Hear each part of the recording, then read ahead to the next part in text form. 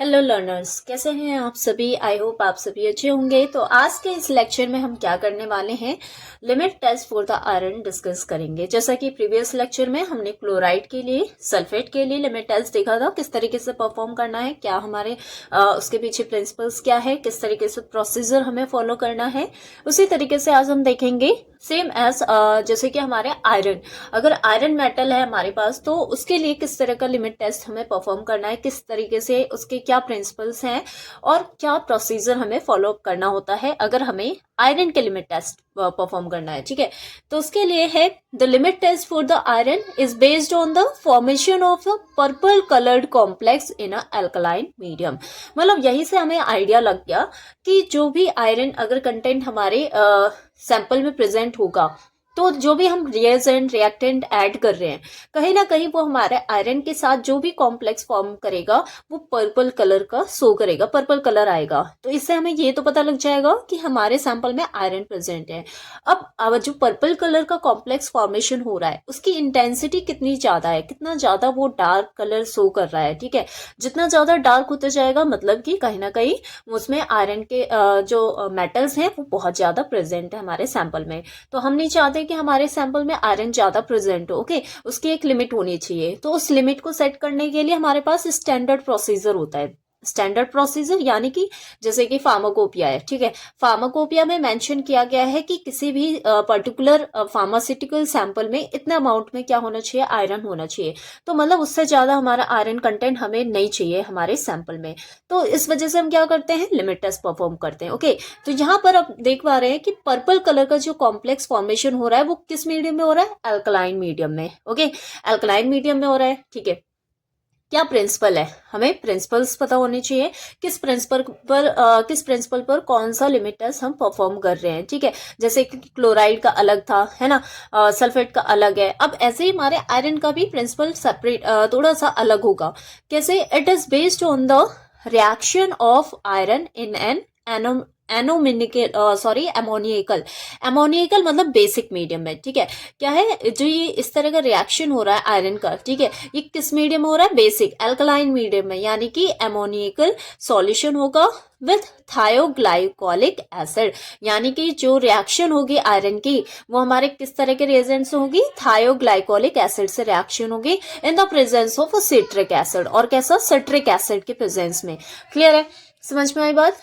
ठीक है, अब जैसे कि मैंने बोला मतलब क्या क्या कंडीशन चाहिए, एक तो हमें अमोनियकल क्या चाहिए, सॉल्यूशन चाहिए अपने आयरन का। ठीक है, और हमें क्या चाहिए इसमें, थायोग्लाइकोलिक एसिड हम ऐड करेंगे in the presence of citric acid. ठीक है, रिएक्शन, अब रिएक्शन क्या होती है, किस तरीके से होती है, थायोग्लाइकोलिक acid reduces any ferric iron. यानी कि हमारे सैंपल में जो आयरन मॉलिक्यूल है, ठीक है, आयरन मेटल है, उसकी आप देखो जो वैलेंसी है, ठीक है, अभी कितनी है, मतलब उस पर चार्ज कितना है, +3। ठीक है, +3 मतलब फेरिक आयरन प्रेजेंट है। ओके, हमारे सैंपल में। अब ये जो थायोग्लाइकोलिक एसिड हम reagent as a reagent add करेंगे उसमें, वो क्या करेगा, वो हमारे इस फेरिक आयरन के मेटल को क्या करेगा, रिड्यूस करेगा। रिड्यूस का मतलब कहीं ना कहीं यहाँ पर क्या होगा, इलेक्ट्रॉन का इलेक्ट्रॉन गेन होगा। क्या होगा, गेन। जब इलेक्ट्रॉन गेन होता है तो रिडक्शन होता है, जब इलेक्ट्रॉन लॉस होते हैं तो मतलब कि वहां पर ऑक्सीडेशन होगा। लेकिन थायोग्लाइकोलिक एसिड क्या कर रहा है, रिड्यूस कर रहा है सामने वाले को, यानी कि फेरिक आयरन को। तो अभी जैसे कि +3 है यहाँ पर, है ना, जब ये क्या करेगा, यहाँ पर रिडक्शन होगा यानी गेन ऑफ इलेक्ट्रॉन होगा। तो मतलब कि गेन इलेक्ट्रॉन होने का मतलब माइनस में जा रहे हैं, तो मतलब +3 में से प्लस माइनस क्या, +1 चला गया। ठीक है, तो सॉरी क्या होगा यहाँ पर, आप देखो जैसे कि हमारे पास Fe3+ है। ठीक है, जब एक इलेक्ट्रॉन मिला तो मतलब एक इलेक्ट्रॉन मिलने का मतलब है कि आयरन पे इस पे नेगेटिव आएगा। क्या, +3 -1, तो कितना रह जाएगा, Fe+2 हमारे पास वैलेंसी रह जाएगी, चार्ज रह जाएगा आयरन पर। ठीक है, ये आयरन Fe। ओके, क्लियर है। अब रिडक्शन हुआ है तो क्या है बच्चे, कैसे हुआ है, थायोग्लाइकोलिक एसिड ने इसका रिडक्शन किया present to the ferrous iron. मतलब हमारे सैंपल में जो फेरिक आयरन प्रेजेंट होगा उसे फेरस आयरन में कन्वर्ट कर देगा कौन, हमारा थायोग्लाइकोलिक एसिड। इसका मतलब क्या हुआ कि ये जो थायोग्लाइकोलिक एसिड है ये क्या करेगा, फेरिक आयरन को रिड्यूस करेगा। क्या करेगा, रिड्यूस करेगा। ठीक है, द फेरस आयरन, अब जो ये फेरस आयरन फॉर्म हुआ है सैंपल के अंदर, then react with the thioglycolic acid to form the ferrous thioglycolate, मतलब कि अब यही हमारा रिड्यूस्ड फेरस आयरन क्या करेगा, हमारे फिर से थायोग्लाइकोलिक एसिड से रिएक्ट करके फेरस थायोग्लाइकोलेट का एक कॉम्प्लेक्स फॉर्मेशन करेगा। क्या है ये, एक कॉम्प्लेक्स दैट इज कलरलेस, मतलब कि ये कैसा होगा, कलरलेस इन एसिड, ये एसिड में तो कलरलेस होगा but turn deep reddish purple, reddish purple में कन्वर्ट हो जाएगा जैसे ही वहां पर एल्कलाइन मीडियम दिया जाएगा, यानी कि अमोनिया ऐड किया जाएगा, तो वहां पर आपको कलर देखने को मिलेगा purple, reddish purple dark colour. ठीक है, क्लियर है। तो ये तो हो गई रिएक्शन, क्लियर है। अब बात करते हैं रोल ऑफ रिएजेंट्स। क्या रिएजेंट्स की इसमें क्या रेस्पॉन्सिबिलिटी, हम रिएजेंट्स क्यों ऐड करते हैं। पहला, जो थायोग्लाइकोलिक एसिड है वो एक्ट कर रहा है एज अ रिड्यूसिंग एजेंट, जो कि आपके फेरिक आयरन को फेरस आयरन में कन्वर्ट कर रहा है, एंड कॉम्प्लेक्सिंग एजेंट, और एक तरीके से क्या है, ये कॉम्प्लेक्स फॉर्मेशन कर रहे हैं, तो हम इन्हें क्या बोलते हैं, कॉम्प्लेक्सिंग एजेंट। ठीक है, नेक्स्ट हमने जो सिट्रिक एसिड ऐड किया था, अब ये क्या करेगा, prevents the precipitation of iron as iron hydroxide by the ammonia. Citric acid इसलिए हमने ऐड कर दिया कि जो हमने अमोनिया ऐड किया था ना बेसिक मीडियम देने के लिए, कहीं ऐसा ना हो कि हमारा जो आयरन सैंपल में प्रेजेंट है वो हमारे अमोनिया से रिएक्ट करके हाइड्रोक्साइड का फॉर्मेशन ना कर ले, यानी कि आयरन हाइड्रोक्साइड, तो इससे हमारा रिजल्ट कैसा आएगा, गलत आएगा। तो हम नहीं चाहते गलत रिजल्ट आए, वहां पर रॉन्ग वैल्यूज आए। ठीक है, तो उसके लिए हमने अवॉइड करने के लिए हमने क्या किया, सिट्रिक एसिड ऐड कर दिया। ठीक है, बाय, अब ये सिट्रिक एसिड क्या करता है, by forming a soluble iron citrate complex, ये क्या करेगा, सिट्रिक एसिड खुद हमारे आयरन से जाके कॉम्प्लेक्स फॉर्मेशन कर लेता है। किस तरह का कॉम्प्लेक्स फॉर्मेशन करेगा, आयरन सिट्रेट का फॉर्मेशन कर लेगा। ठीक है, इस तरीके से। अब जो अमोनिया है, अमोनिया की बात करें तो अमोनिया क्या करता है, ammonia provides the alkaline medium necessary for the purple colour development, यानी एक तरीके से कॉम्प्लेक्स फॉर्मेशन के लिए बेसिक मीडियम चाहिए, या फिर आप ये बोल लो पर्पल कलर के लिए वहां पर हमें अमोनिया चाहिए, क्योंकि एसिडिक मीडियम में हमारा जो फेरस थायोग्लाइकोलेट था बच्चे वो कलर शो नहीं करेगा। ठीक है, तो इस प्रिंसिपल पर हमारा ये टेस्ट वर्क करता है। बात करते हैं प्रोसीजर, किस तरीके से आप प्रोसीजर फॉलो अप करेंगे। The test is conducted in Nessler cylinder, जो टेस्ट है वो नेस्लर सिलेंडर में कंडक्ट किया जाएगा अगेन, क्योंकि हमारा क्या है, हम लिमिट टेस्ट परफॉर्म कर रहे हैं, तो जितने भी लिमिट टेस्ट होंगे कहीं ना कहीं वो हमारे नेस्लर सिलेंडर में ही परफॉर्म किए जाएंगे। लेकिन एक एक्सेप्शन में आएगा, अभी हमारा आर्सेनिक है ना, आर्सेनिक के लिए जो लिमिट टेस्ट होती है उसके लिए हमारे पास अलग एपरेटस होता है। ठीक है, अभी नेक्स्ट इसके बाद ही है, देखते हैं। तो अभी बात करते हैं प्रोसीजर। पहले हम क्या करते हैं, टेस्ट सॉल्यूशन क्या करेंगे, रेडी करते हैं।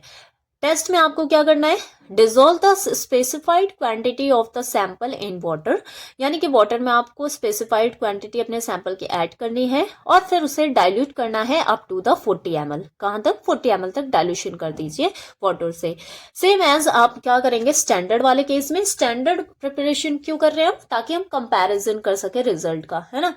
ठीक है, अब अकॉर्डिंग टू द स्टैंडर्ड हमें क्या करना है, dilute 2 ml of the standard iron solution, हमें स्टैंडर्ड प्रिपेयर करना है, तो मतलब हमने 2 ml आयरन क्या किया, वहां पर लिया अपने स्टैंडर्ड जो भी नेस्लर सिलेंडर है, यानी कि 20 ppm to the 40 ml with water, और हम उसमें भी क्या कर देंगे, वाटर से डाइल्यूशन करेंगे, कहाँ तक, 40 ml तक डाइल्यूशन करेंगे।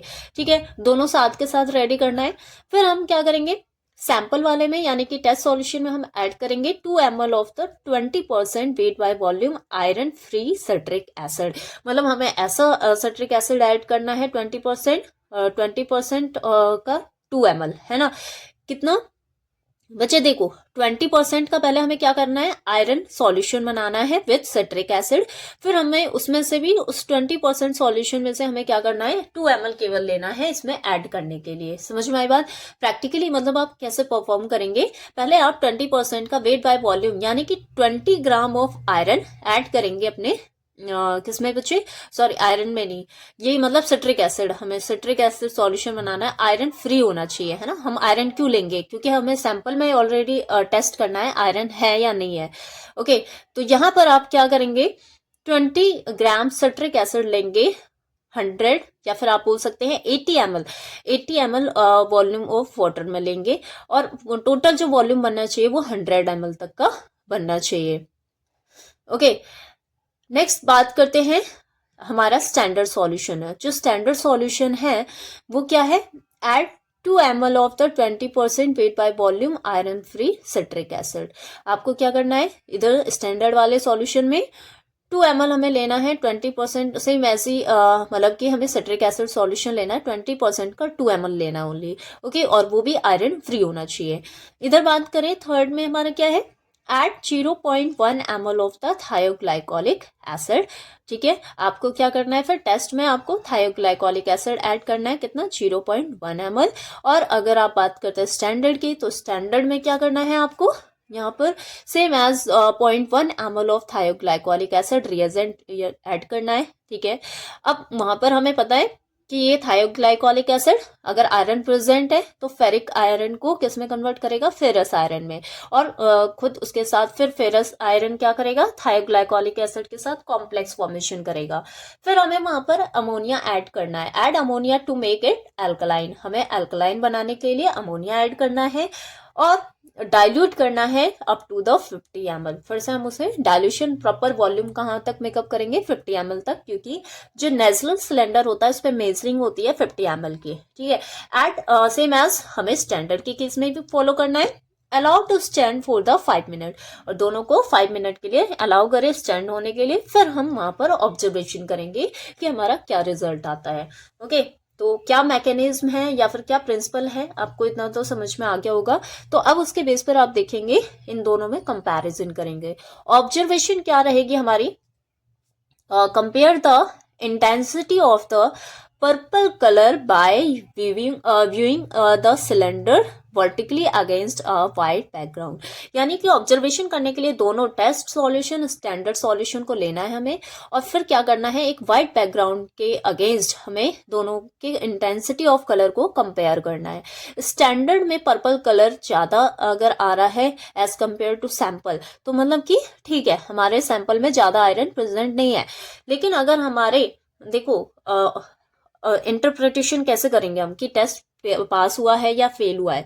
अगर पास हुआ है तो मतलब कि सैंपल का कलर इंटेंसिटी जो है वो स्टैंडर्ड के कलर इंटेंसिटी से कम है। लेकिन अगर फेल है मतलब कि कहीं ना कहीं हमारे सैंपल की कलर इंटेंसिटी ज्यादा आ रही है एज कंपेयर टू हमारे स्टैंडर्ड के, जो कि नहीं चाहिए हमें, क्योंकि हमारे सैंपल में एक लिमिट में ही आयरन प्रेजेंट होना चाहिए, और जितना ज्यादा आयरन प्रेजेंट होगा उतना ज्यादा कॉम्प्लेक्स फॉर्मेशन और उतना ज्यादा वहां पर कलर ऑब्जर्वेशन देखने को मिलेगा। तो इस तरीके से हम आयरन लिमिट टेस्ट परफॉर्म करते हैं, और प्रैक्टिकली भी इस तरीके से ही परफॉर्म किया जाता है। तो ये सारी चीजें आप प्रैक्टिकली लैब में भी परफॉर्म करने वाले हैं। तो आप देख सकते हैं कितना ईजिली आप कर सकते हैं अगर आपकी थ्योरी क्लियर है।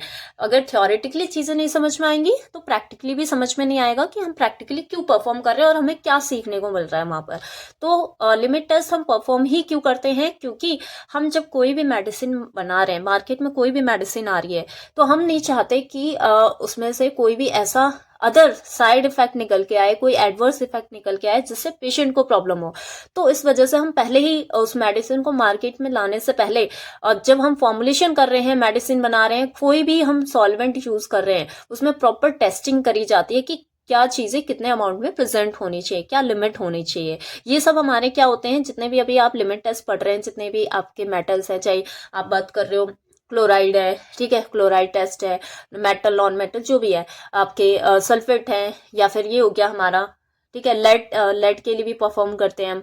ओके, आयरन हो गया, आर्सेनिक हो गया, ये हमारे क्या होते हैं, एक तरीके से अगर एक लिमिट से ज्यादा होते हैं तो इनका टॉक्सिसिटी इफेक्ट आता है निकल के, तो वो हम अवॉइड करना चाहते हैं। ठीक है, क्लियर है।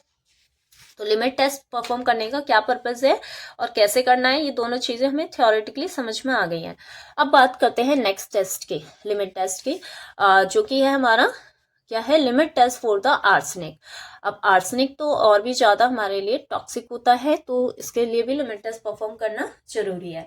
तो इसके लिए हम बोलते हैं, इसे सेकंड नेम होता है आर्सेनिक टेस्ट का, गुडजेट टेस्ट, और ये सेमेस्टर एग्जाम के लिए बहुत इंपॉर्टेंट है। ये क्वेश्चन आ सकता है, रिपीटेडली पूछा जाता है, क्योंकि ये थोड़ा सा अलग है बाकी टेस्ट से। ओके, जो चीजें थोड़ी सी अलग होती हैं उनसे जरूर क्वेश्चन पिकअप किए जाते हैं। ठीक है। तो इसे हम गुडजेट टेस्ट क्यों बोलते हैं, क्योंकि ये जो टेस्ट परफॉर्म किया जा रहा है ये गुडजेट एपरेटिस में किया जाता है, यानी कि नेस्लर सिलेंडर में अभी जैसे हम कर रहे थे ना, उसके लिए अलग से सेटअप लगाना पड़ता है, उसी को हम बोलते हैं गुडजेट एपरेटिस। ठीक है। The limit test for the arsenic requires special apparatus called the Gutzeit apparatus, यानी कि आर्सेनिक टेस्ट परफॉर्म करने के लिए आपको एक सेपरेट क्या चाहिए, apparatus, special type of apparatus चाहिए। प्रिंसिपल क्या है, प्रिंसिपल की बात करें तो किस तरीके से आर्सेनिक यहाँ पर टेस्ट करते हैं। Arsenic impurities are converted into arsine gas, यानी कि हमारे सैंपल में अगर आर्सेनिक इम्प्योरिटी प्रेजेंट है तो उसे हम पहले क्या करते हैं, आर्सेन गैस में कन्वर्ट करते हैं, यानी कि AsH3 डिनोट करने के लिए। ठीक है।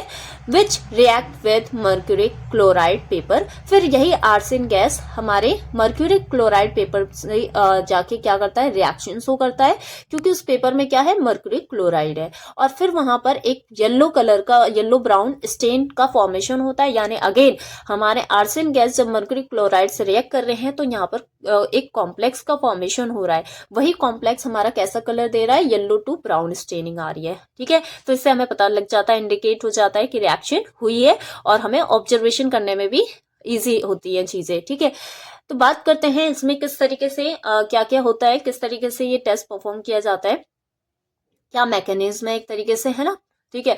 प्रिंसिपल को और थोड़ा डिटेल में देखें तो फर्स्ट स्टेप होता है रिडक्शन ऑफ आर्सेनियस एसिड, यानी कि आपके रिडक्शन टू द आर्सेनियस एसिड। जैसे कि अभी पीछे हमने देखा फेरिक आयरन को फेरस में कन्वर्ट किया गया है ना, यानी रिडक्शन किया गया। सेम एज आर्सेनिक के केस में, आर्सेनिक के बच्चे देखो +5 चार्ज है, ठीक है, +5 है, तो आर्सेनिक एसिड अब क्या होगा, पहले रिड्यूस होगा टू द आर्सेनियस एसिड, यानी कि देखो यहाँ पर 5+ था और यहाँ पर 3+ रह गया, यानी एडिशन ऑफ इलेक्ट्रॉन हुआ, यानी कि रिडक्शन हुआ है हमारे आर्सेनिक एसिड का अगेन। ठीक है। By reducing agent like the potassium iodide, अब इसे रिड्यूस करवाने के लिए हमें क्या चाहिए, पोटेशियम आयोडाइड, या फिर हम बोल सकते हैं स्टेनस क्लोराइड। ठीक है। इन दोनों में से, दो चीजों में से कोई एक ले लेते हैं एज अ रिड्यूसिंग एजेंट। अब ये जब आर्सेनिक एसिड को आर्सेनियस में कन्वर्ट कर रहा है, ठीक है, अब यही क्या होगा, आर्सेनियस एसिड, देखो फॉर्मेशन ऑफ आर्सेन, इसी आर्सेनियस एसिड से अब क्या बनेगा, arsine gas. Nascent hydrogen generated by the Zn+HCl, यानी कि जब हम इस जिंक मेटल को अपने एसिड से रिएक्ट करवाते हैं तो इसमें से हाइड्रोजन गैस फ्री फॉर्म में निकलता है, तो वो हमारे क्या करेंगे, रिड्यूस कर देंगे आर्सेनियस एसिड को किसमें, आर्सेन गैस में। ठीक है। अभी देखा था हमने, है ना, +3 चार्ज था, ओके, तो आर्सेन गैस में कन्वर्ट हुए AsH3, है ना। अब नेक्स्ट स्टेप में क्या होगा, स्टेन फॉर्मेशन। स्टेन फॉर्मेशन यानी अब यही आर्सेन गैस क्या होगा, ट्रेवल करेगा up to the tube, tube से ऊपर की तरफ गैसियस फॉर्म में है ये, तो गैस क्या है, ट्यूब के थ्रू ऊपर जाएगी, और फिर वहीं ऊपर हमने क्या लगाया होता है, ट्यूब के ऊपर हमने मर्क्यूरी क्लोराइड पेपर क्या किया होता है, रखा होता है। ठीक है। तो वो हमारे उस पेपर में जो मर्क्यूरी क्लोराइड है उसके साथ आर्सेन गैस रिएक्ट करेगी, कॉम्प्लेक्स का फॉर्मेशन करेगी। ओके। तो यहाँ पर आप देखो आर्सेन गैस है, मर्क्यूरी क्लोराइड के साथ रिएक्ट कर रही है, और वहां पर इस तरह का कुछ मर्क्यूरिक आर्सेनियस का कॉम्प्लेक्स बन रहा है, और हमारा HCl वेस्ट में चला गया, तो यही जो कॉम्प्लेक्स है ये क्या देता है, हमारा येलो स्टेन देता है। ठीक है।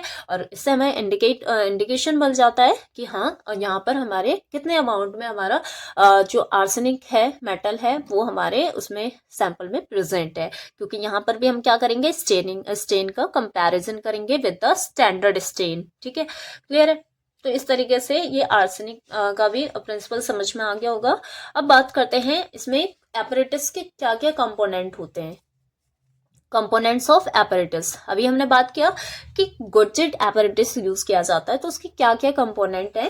पहला है जनरेटर बॉटल, क्या है, generator bottle where the reaction occurs, मतलब एक बॉटल होती है सिंपल, उसमें क्या है, रिएक्शन चल रही होगी, फिर उससे उस बॉटल से उसके ऊपर कनेक्टेड होगी हमारी ग्लास ट्यूब, जो कि कंडक्ट करेगी गैस, कंडक्ट करने का मतलब गैस को ऊपर ले जाने में हेल्प करेगी। ठीक है। एक पाथवे देगी। क्लियर है। लेड एसेटेट कॉटन प्लग, और उसी ट्यूब में हमने क्या किया है, एक लेड एसीटेट बोल सकते हैं, लेड एसीटेट में डिप किया हुआ कॉटन प्लग होता है, जो कि हम उस ट्यूब में क्या करते हैं, रख देते हैं, ठीक है, उसे ब्लॉक कर देते हैं। Placed in the tube to trap hydrogen sulphide gas, तो वहां पर हम क्या करते हैं, हाइड्रोजन सल्फाइड जैसे गैस को ट्रैप करने के लिए हम वहां पर लेड का क्या करते हैं, जो कॉटन होता है वो प्लग कर देते हैं, which would otherwise react with the mercury chloride, यानी कि उस रिएक्शन में जब रिएक्शन चल रही होगी हमारे आर्सेनिक और हमारे बाकी अदर रिएजेंट जो भी ऐड किया है आपने, है ना, जो भी पोटेशियम आयोडाइड ऐड किया है आपने, या फिर आपने अभी देखा बच्चे क्या था हमारा, वेट, यहाँ पर आप देखो मेंशन किया था मैंने, रिड्यूसिंग एजेंट स्टेनस क्लोराइड है, ठीक है। तो अगर यहाँ पर किसी भी वजह से अगर हमारा हाइड्रोजन सल्फाइड गैस प्रोड्यूस हो रहा है, तो वो हमारे मर्क्यूरी क्लोराइड के साथ नहीं रिएक्ट करना चाहिए, वरना फिर वहां पर हमें क्या देखने को मिलेगा, फॉल्स रिजल्ट देखने को मिलेगा, ब्लैक स्टेन देखने को मिलेगा, जिसकी वजह से फिर हम जो हमें रिजल्ट चाहिए वो नहीं मिलेगा। तो उस हिंड्रेंस को रोकने के लिए, उस रुकावट को हमें ट्रैप करने के लिए क्या चाहिए होता है, लेड एसीटेट कॉटन प्लग, ठीक है। फिर बात करते हैं मर्क्यूरी क्लोराइड पेपर। जो मर्क्यूरी क्लोराइड पेपर होता है वो ट्यूब के कॉटन से ऊपर होता है, placed at the top to capture the arsenic stain, तो मतलब वो आर्सेनिक गैस फिर हमारे मर्क्यूरी क्लोराइड से रिएक्ट करती है और फिर वहां पर स्टेन का फॉर्मेशन, येलो ब्राउन स्टेन का फॉर्मेशन होता है, ठीक है, क्लियर है। तो इस तरीके से ये हमारे कंपोनेंट्स होते हैं गुडजेट एपैरेटस के।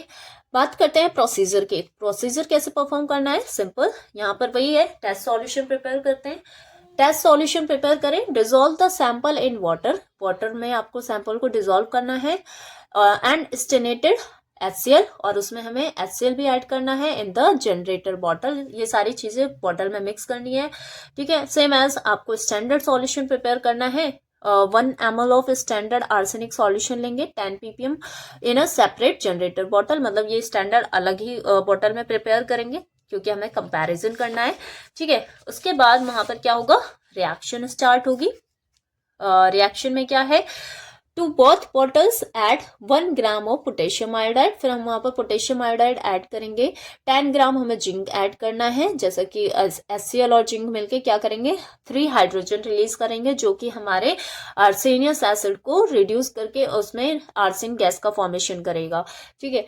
असेंबली क्या चाहिए, असेंबली में immediately attach the glass tube, फिर उस जो भी बॉटल थी हमारी जिसमें रिएक्शन चल रही थी, फिर तुरंत हम उसमें ग्लास ट्यूब अटैच करेंगे with the mercury chloride paper, mercury chloride paper के साथ, और फिर हम वेट करेंगे असाइड फॉर द 40 मिनट, ये रिएक्शन कंटिन्यू रहेगी हमारी 40 मिनट्स के लिए, तो मतलब हमें 40 मिनट्स यहाँ पर वेट करने हैं, ठीक है। और फिर हम यहाँ पर देखेंगे ऑब्जर्वेशन, ऑब्जर्वेशन में हमें क्या करना है, the intensity and the length of the yellow stain on the mercury paper, chloride paper are compared with the standard one, यानी कि हमें फिर से वही सेम स्टेप फॉलो करना है कि हमें अपने सैंपल वाले स्टेन को अपने स्टैंडर्ड स्टेन से कंपेयर करना है, ठीक है, क्लियर है। इन्फ्रेंसेस क्या है, if the stain from the test solution is lighter than the standard then the sample complies with the limit test, यानी कि हमारा टेस्ट तभी पास होगा जब हमारे सैंपल के स्टेनिंग क्या होगी, लाइटर होगी, हल्की होगी एज कंपेयर टू हमारे स्टैंडर्ड वाले सैंपल से, ठीक है। तो इस तरीके से हमें समझ में आ गया होगा बच्चे आप लोगों को कि किस तरीके से हम इन मेटल्स के लिमिट टेस्ट परफॉर्म करते हैं, और मोस्ट इंपॉर्टेंट हमारा ये आर्सेनिक वाला ही था जिसमें बच्चों को कंफ्यूजन भी रहती है, लेकिन अगर इजिली देखा जाए, अगर हम प्रॉपर स्टेप वाइज पढ़ते हैं तो चीजें इजिली क्लियर हो जाती हैं, ठीक है। तो मिलते हैं नेक्स्ट लेक्चर में नेक्स्ट टेस्ट के साथ, और उसके बाद हमारी आई होप यूनिट 1 फिनिश हो जाएगी, ठीक है। Thank you so much and take care.